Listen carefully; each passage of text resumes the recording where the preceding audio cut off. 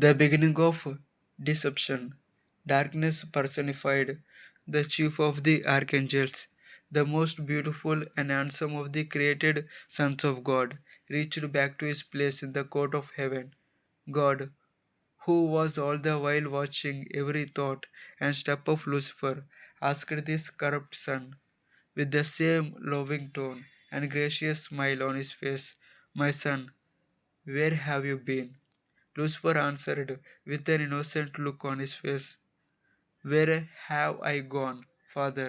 I didn't go anywhere. I am right here, busily engaged in your service. Am I not?"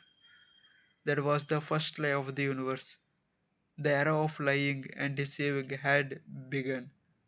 This event would lead to many lies and much confusion, finally ending in the manifestation of God's truthfulness and leading the universe to a new golden era where a fall would be impossible.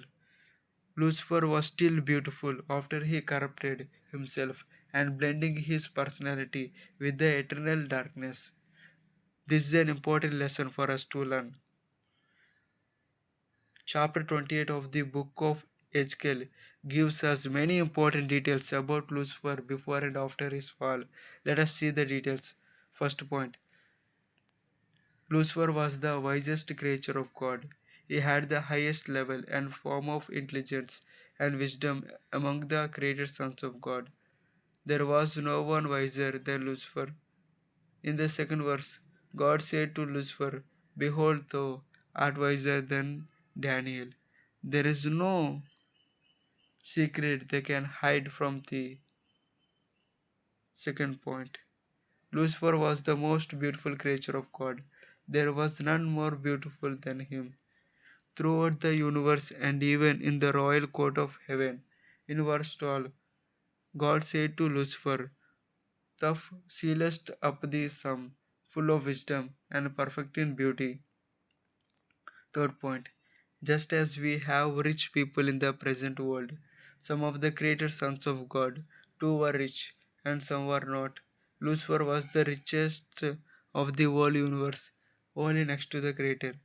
With thy wisdom and with thine understanding, thou hast gotten the riches, and thou hast gotten gold and silver into thy treasures.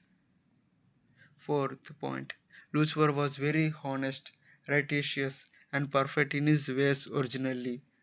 Thou wast perfect in thy ways from the day thou wast created, till iniquity was found in thee. Point 5.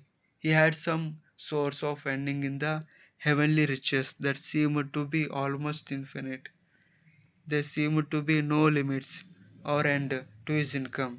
He was growing richer and richer, and he was happy about it until he finally became proud and conceited in his heart. And thy heart is lifted up because of thy riches. Sixth point, in his heart he began to nurture proud thoughts of self esteem and began to think too highly of himself.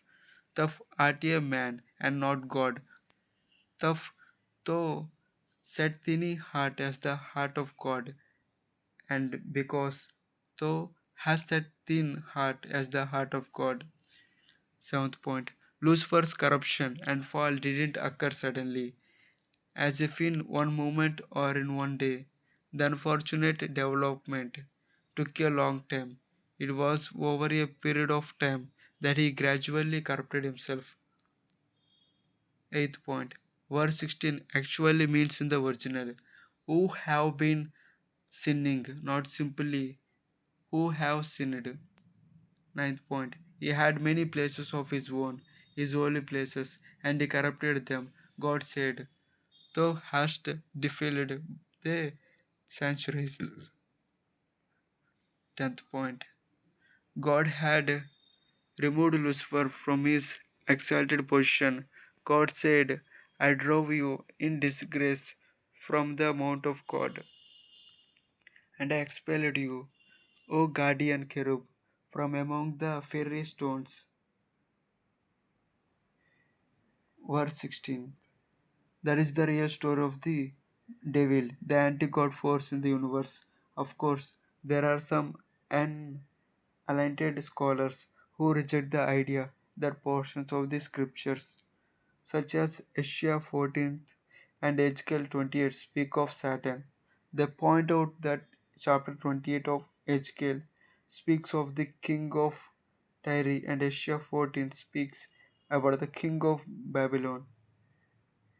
Length point. I don't think those objections are worth our consideration because the scholars must explain why the king of Tyre was called the anointed cherub on the holy amount of on the holy mount of God. It is clear as daylight that God was allegorically calling this person by that human name, but the details given can only be applicable to a heavenly being. 12th point. Let us learn the most important lesson. Lucifer was and still is every beautiful, is not an ugly creature like a bat or some other beast as artists pictures him. All those pictures of Lucifer have been wrong. Lucifer is still beautiful. Today, if you saw him, you would admire his great beauty. You would find it difficult to believe that this beautiful one is the most dangerous and poisonous person in the universe. 13th point. In the King James Version, God said in Ezekiel 20th chapter 17th verse, Thou hast corrupted their wisdom by reason of their brightness, while the New International Version renders it as you corrupted your wisdom because of your splendor. 14th point. That is the actual position of the devil. He had two attributes. He had beauty and wisdom. Out of those two faculties, he had corrupted only one. That is his wisdom.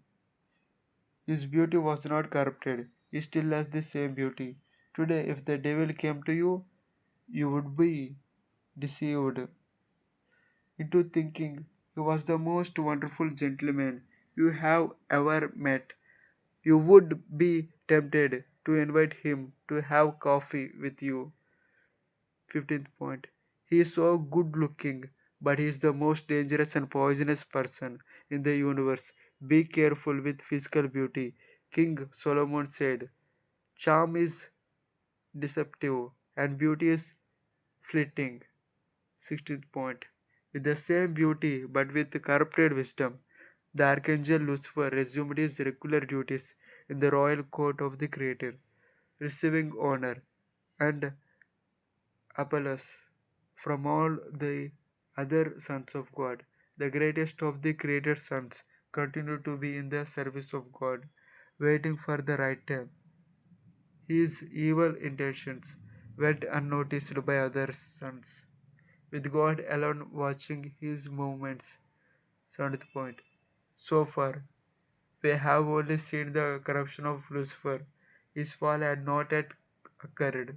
Corruption and fall are not one and the same. Every corrupt person is not expelled immediately from God's presence. God, in His infinite wisdom, will take the appropriate action at the right time. God is never in a hurry to do anything. His timings are perfect. 18th point. Lucifer, surprised and happy about the passiveness of God, felt very secure and comfortable and secretly began to scheme out a master plan to make his rebellion as successful as possible.